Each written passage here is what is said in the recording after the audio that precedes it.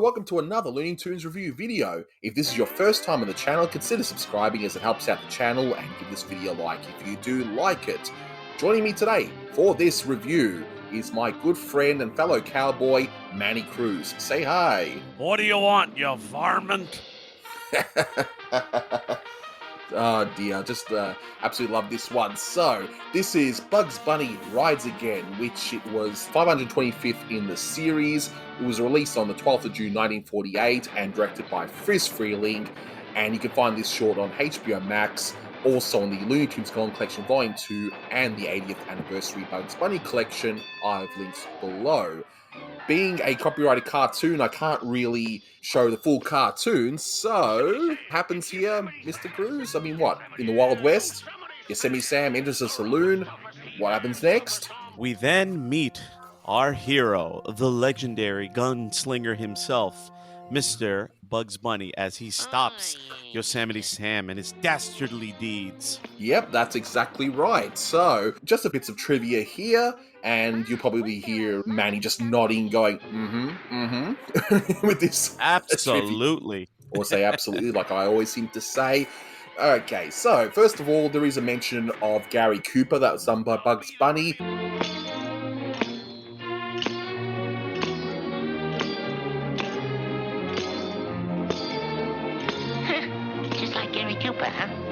For those of you that don't know, Gary Cooper was an actor who, in the early days of Hollywood, won 2 Academy Awards and was known for his strong, silent, and understated acting style. He really was one of the greats of early Hollywood. Now, the title itself, Bugs Bunny Rides Again, this most likely refers to Jack Benny's recurring radio sketch and subsequent 1939 film, Buck Benny Rides Again. So there's that. There is a reused piece of animation here from Hair Trigger, which was the first Yosemite Sam cartoon. But hey, with animation so good, why not reuse it? Am I right? Hey, if it ain't broke, don't fix it. That's right. It's a great piece of animation there. Now here's something that's really interesting about this one. There was an original line that Sam said in this cartoon, which was, and I don't mean Mahatma Gandhi. Yeah, Yosemite Sam, the roughest, toughest He-Man, stuffest hombre has ever crossed the Rio Grande. And I don't mean Mahatma Gandhi.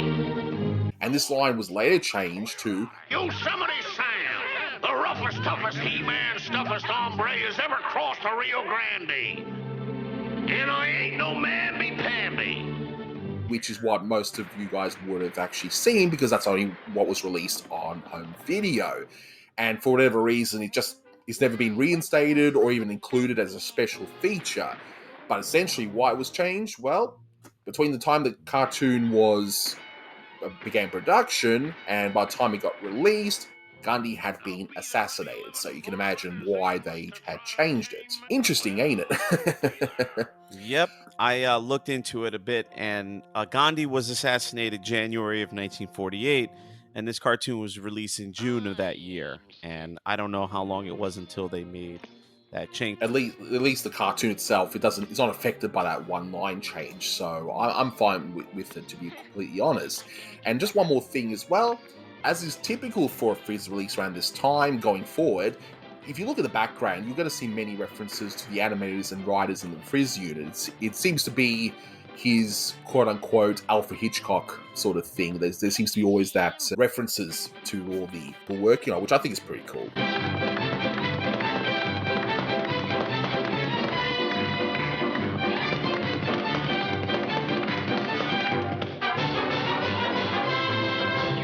I call this one a quote-unquote perfect cartoon. Like, everything works in this one so well. The pacing and the flow, perfect. The gags, perfect. The music, as you're going to get into very shortly, perfect. Voice acting, perfect. Like, perfect. And I just can't get enough of this one. In fact, I now regret that I didn't put this cartoon in my top 10 Looney Tunes list. That's, how perfect this one is. I just could not believe it. And wow, I just can't get over. I mean, what are your general thoughts of this particular cartoon? I've seen this one plenty of times. I was watching the very nice version that they have on HBO Max now. I can't disagree with you. This is definitely the best Bugs and Yosemite Sam cartoon ever made. I know I've looked at lists of the greatest Warner Brothers shorts. It's on many lists. It's a great cartoon. It's definitely like you said, I can't find anything wrong with this cartoon. It's just this is Friz's timing at his best. I mean, the animation's great. You know, in particular, I never get tired of the scene where Bugs and Sam are dancing. I think it's Jerry Chiniquy doing the animation in that part. Just brilliant. And as I'll go into in a little bit, just this is a music nerd's dream. There's so much in it that you could really dig or sink your teeth into to enjoy. And it's a masterpiece. One of the best the studio ever made. Exactly. So just a few bits and pieces that I love about this particular short. Now, you know, I like the little touches as well. Like, you got the broad gags, but you got these little touches too, like the skunk in the beginning. Like, that's just a funny little throwaway gag in the beginning, but it works, and it's pretty good. You know, you've even got that new painting in the background in one bit as well. That's was pretty amusing because a lot of the saloons at the time would have had it, but because of the Hays Code, you probably wouldn't have seen a lot of that stuff in some of the westerns at the time, but they somehow snuck it in this cartoon, which is pretty cool. And pretty much every gag in this short lampoons just about every single western trope around at the time, except for maybe the Native American stuff, which thank goodness it wasn't the case here. But can we just also appreciate how Bugs can build an entire city in a few seconds?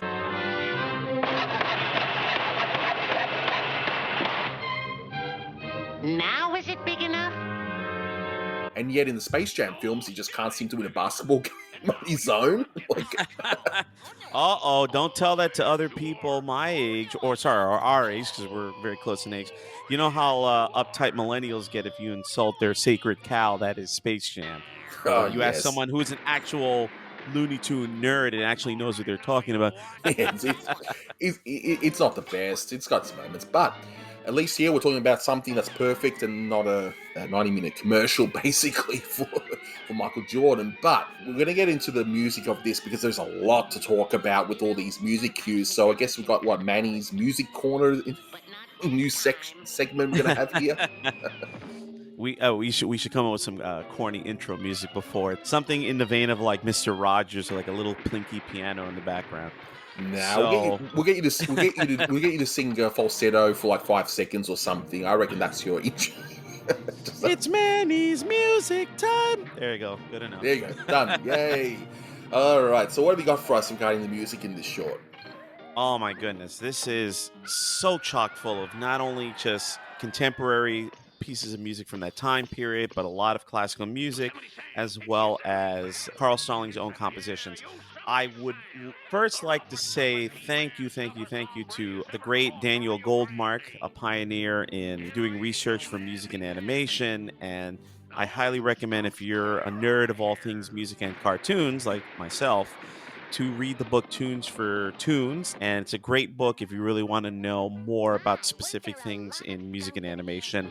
And a lot of what I'm about to talk about does come from this book, because he actually has a section that he talks about this specific cartoon, how great it is. And he had access to the actual cue sheet for the cartoon that Carl Stalling used.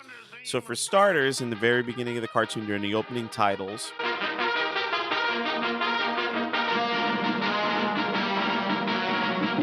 you hear, of course, the William Tell Overture from the opera William Tell by Gioacchino Rossini, and you get to hear it later on in the cartoon. And Anthony, I would like for you to put your 2 cents in. You hear the William Tell Overture again during the part where Sam and Bugs are on horses, but we were talking about it prior to the recording. This part here with the horse chase, and I'm going to slow it right down so you guys can see, there are very few blink and you miss it moments. It just goes by so quickly. I mean, it's perfectly timed to the music, as you would expect to in a Friz Freleng short. But if you look at it, even a horse is carrying a mallet at one stage. It's a blink. It's one of those blink and you miss it gags, and I absolutely love it. But you'll see it right here. So perfect.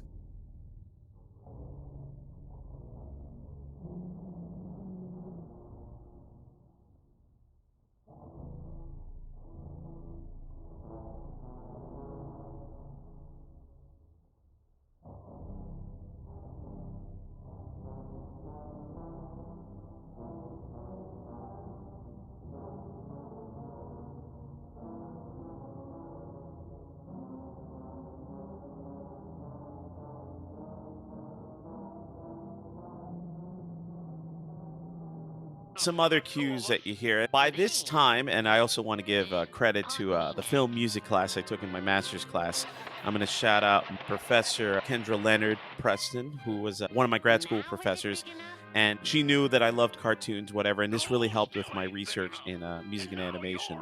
So shout out to Dr. Leonard for that.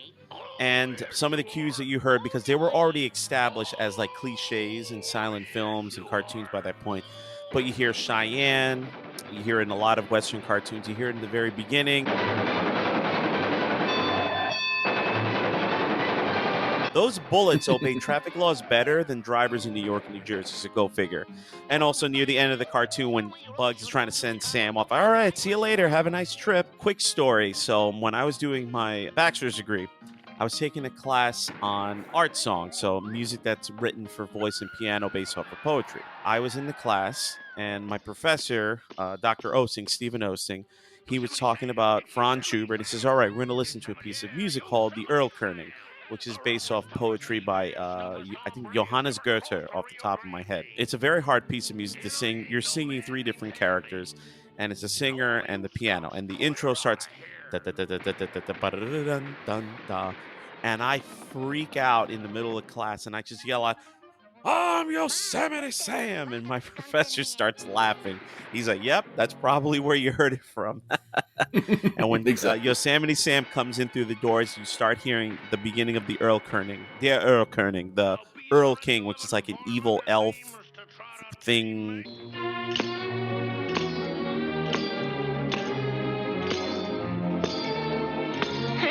Just like Gary Cooper, huh?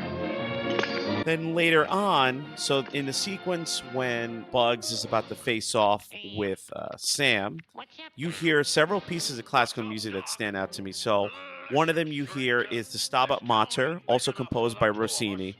And I did a little more digging into it. So Stabat Mater is the name of a 13th century hymn about the Virgin Mary, and Stabat Mater Dolorosa translates to the sorrowful mother was standing. So this is a piece of music that Rossini composed for a quartet of singers, a choir, and an orchestra. And the little snippet that you hear is a part of the Stabat Mater called the Inflammatus. And what's interesting is when I think of Rossini, and most people think of Rossini, they think of his comedic operas like William Tell, like The Barber of Seville with Figaro, Figaro, and of course I can go on for days about that being used in animation. But this is one of his few compositions that is serious and religious in nature. He wrote it in 1841. And then later on, Pardon me, Mac.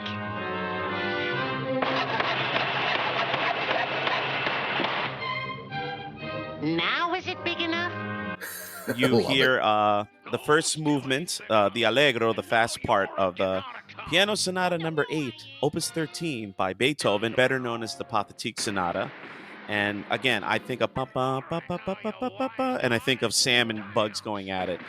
Another musical thing I thought was really interesting is just before the part when Bugs comes out with his horse, and you hear just the sound of the horse galloping. And I'm like, that's really cool how Stalling did not put any music during that part.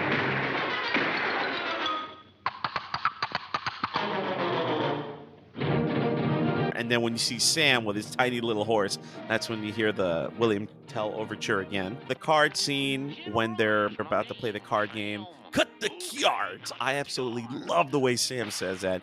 You hear another cliche, I guess so to speak, My Little Buckaroo being played.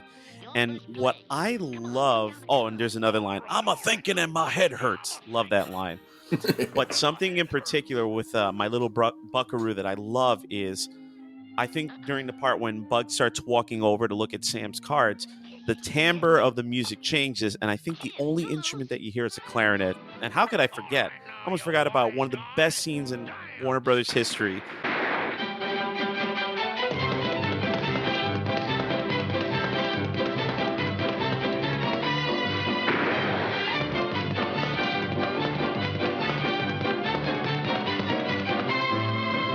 It's basically a very famous scene that just about anyone has seen, even if they haven't seen this full short. It's animated by Jerry Chinicki, which I have confirmed. I'm not guessing.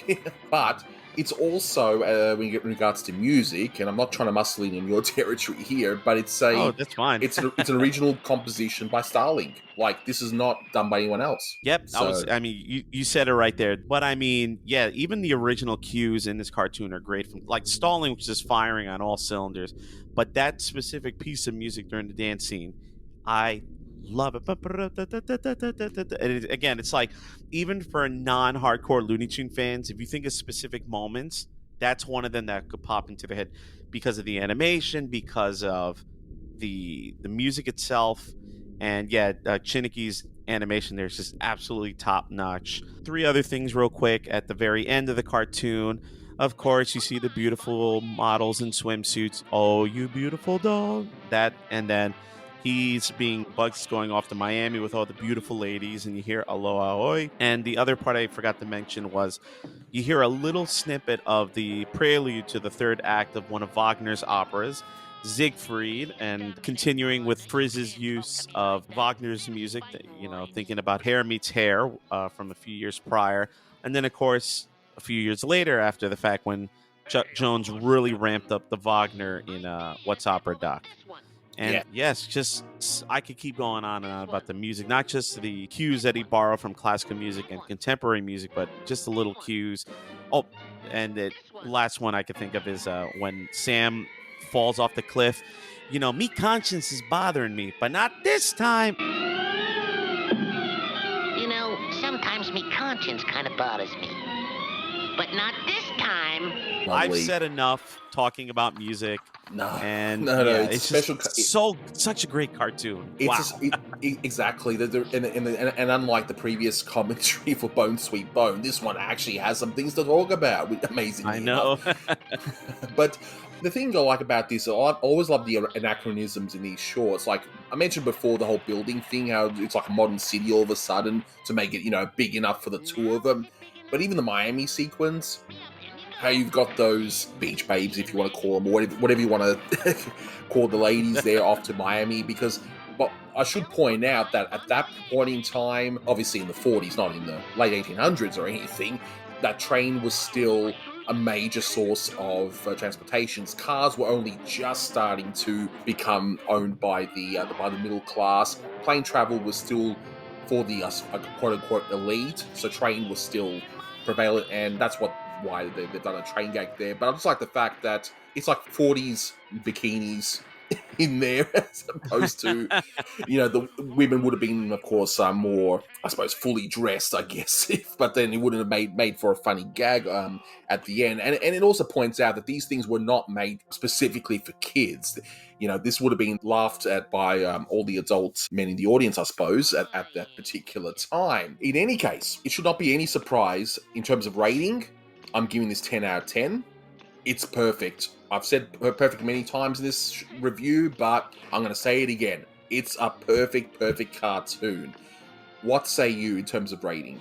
Just for the gag, I'm going to have to go with 11 out of 10. Highly recommend. Ooh, 11 out of 10. I got to up my game then with these reviews. But my goodness, such a fantastic cartoon. But we'll leave it there because this is an extra long review, but for good reason. This time again, I hope you guys have learned something new. I hope you enjoyed this slightly tweaked new format that I'll be going forward with on this review. Please let me know in the comments below if you like the tweak in this review to try and engage more people into watching past my usual introductions in the previous reviews that I've done. But for now, though, thank you so much for watching, and until next time, take care. The review's over, and my head hurts.